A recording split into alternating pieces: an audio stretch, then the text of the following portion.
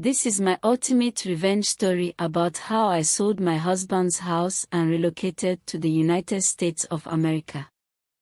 You may wonder why a woman would do such a thing to her husband. Come along and hear my full story. My name is Bunmi. I am 31, married, with 3 lovely kids, 2 boys, and a girl. I work in a bank, as a customer care agent. The pay is not much, but it's better than doing nothing. My husband is a very rich man, who provides all I need and takes good care of our kids. I don't spend a dime from my salary, except when I just want to be extra. He is 36, from Anambra State, while I am from Lagos State. He is what every woman would call a very good husband. He opened an account, in which he puts money, more than once every month, for the kids and me.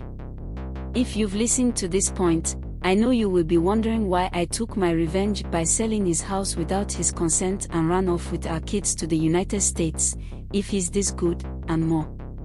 Alright, let's get to the story. Here's what happened. I met my husband when I was at the University of Lagos. We dated for 11 months before getting married. It wasn't really easy, being that I am from a different tribe, while he is also from another. His people tried all they could to make him not marry me, but he insisted. My family had no issues at all. They welcomed him like he was their own. I was in my 3rd year, while he had just finished youth service when we got married. He comes from a very wealthy and connected family, so it wasn't difficult for him to get a well-paying job as a tech guy in an oil company.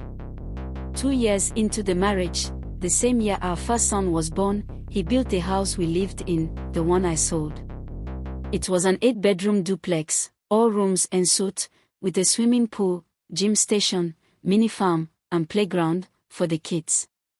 We were doing so well, with no case of infidelity or serious problems in our marriage. When I was pregnant with our 2nd child, he got a way bigger job in the UK.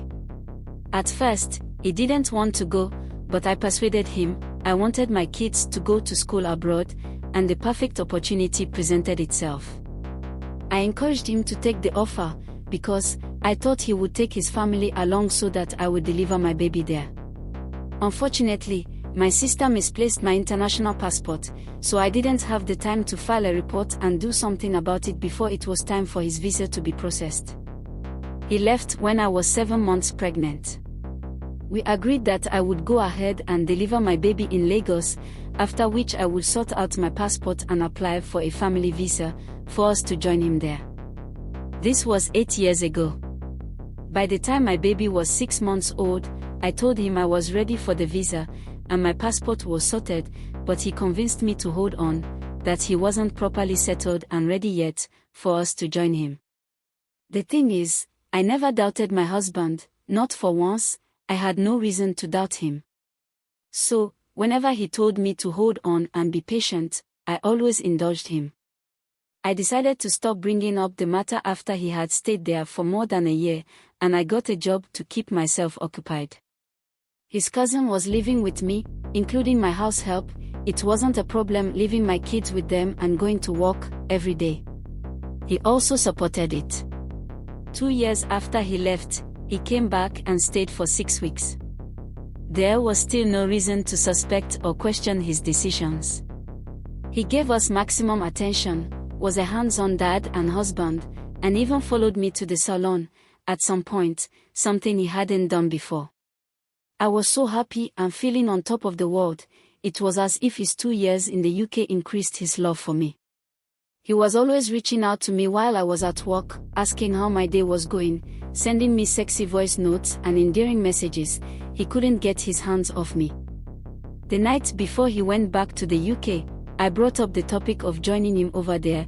He subtly turned it down, with reasons that made sense to me, at that time, or so I thought. He said he was saving up to buy us a house there, and that he didn't want us to live in a rented apartment with him when we had a massive house in Lagos. I nodded in acceptance, without questions.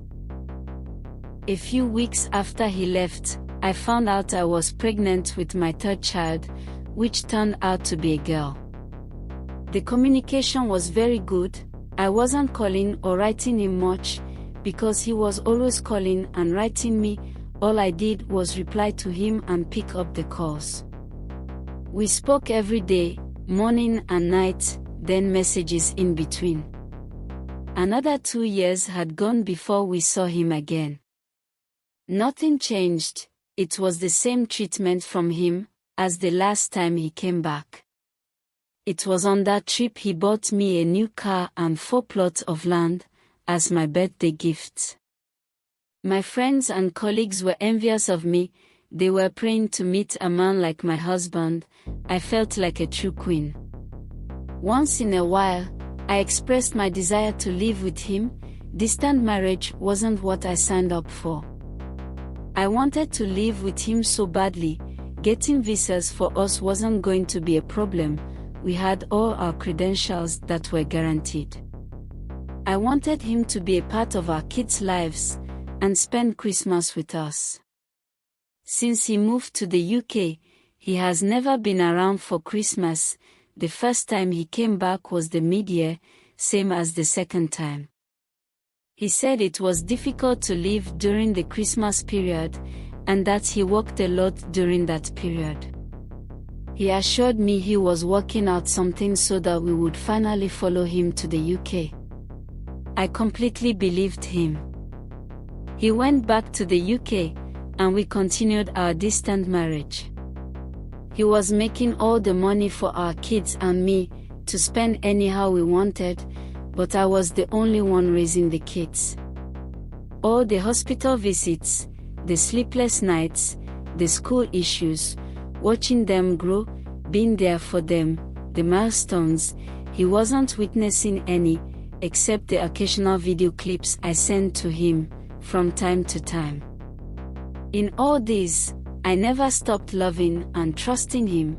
I never doubted him nor cheated on him. I didn't create the room for any man to want me in that way. It was only my husband and my husband alone. Because of my constant complaints of how much I miss him, he started coming back once a year, instead of twice a year. His 6 weeks was reduced to 4 weeks, but I accepted it that way. It was better to be seeing him once a year than once in 2 years. My husband knows how much I love sex. I do not joke with it, my body longs for it, and I have exhausted all the toys in the market, trying to calm my nerves, while I wait for him. Each time he visits, he makes sure to make me every single day, until he goes back to the UK. My bone straight hair is on steady brush by him. During the weekends, I collect morning and night, sometimes morning, afternoon, and night. I tell him what I want him to do, and he does it happily, without questions. Angie, you see, I got the best husband, or so I thought. All the misunderstandings and quarrels we had in the marriage ended with him always being the bigger person and apologizing. He knows I know how to ignore, and I will not communicate with him for days until he starts begging. I know you will ask, what if I am the one that offends him? No, you don't have the luxury of asking me such, but because I am generous, I will give you an answer, which is that wives whose husbands left in Nigeria with the kids are never wrong. It is not easy to be a married woman who acts as the man and woman of the house because the husband is living abroad. We are never wrong. On his 4th trip back home, which is 6 years in the UK, my younger sister got a UK visa with her daughter. She's a single mother, but the father of her baby has been supporting her financially, in taking care of the child, according to her. She's 2 months older than my first son. I was so happy for her. I figured it would be a good thing for her to go and live close to my husband, to help me keep an eye on him and help him make Nigerian dishes, sometimes. He complains of how much he misses it. When I spoke to my husband about it, he didn't let me finish talking. He rejected the idea and said he didn't want my sister to know where he lives, and that it's not wise. He spoke in a way that made sense to me at that time. His wife doesn't know where he lives yet. He is not about to allow his wife's sister to be the first to know. He didn't even want to be on the same flight with her. He told her to go on her own, and if she needed guidance, she could always reach him on WhatsApp. I didn't push for it. I supported him, and told my sister to find her way. If my husband wasn't living in the UK, she would have still gone and survived. My sister left 2 days after he went back. As usual, everything was going so well. I remember my sister telling me that I was making a big mistake. She told me I trusted my husband blindly, and that I was acting like someone who wasn't smart. She insinuated that my husband was cheating on me. Something was fishy to her. She didn't understand how a very rich man that claims to love his wife and kids would be making flimsy excuses for his refusal for us to join him abroad. She told me to permit and equip her financially to investigate my husband when she gets to the UK, but I laughed it off. I told her to close her mouth and never utter such about my husband, ever again. My husband is not like the man who impregnated her and refused to marry her. That night, I told my husband everything she said. The good and trusting wife in me was still rolling in action. I know I was gullible, maybe because of his mighty bowler that rubs off my senses. Oh, dude can grind from Lagos to Lokoja. His tongue has power and magic, and he works wonders with it. Or the too much money, attention and care that he kept pumping on me, even in distance.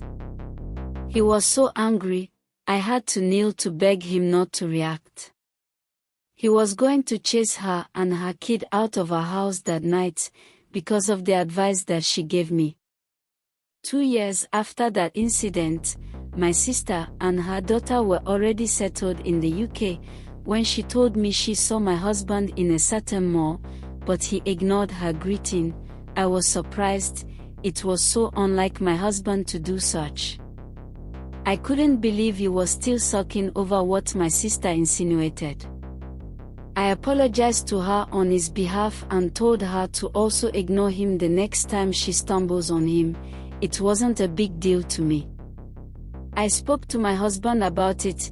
He confirmed that he saw her, but wasn't going to stand and exchange pleasantries with someone who wanted to break his marriage, someone who was trying to spoil his wife.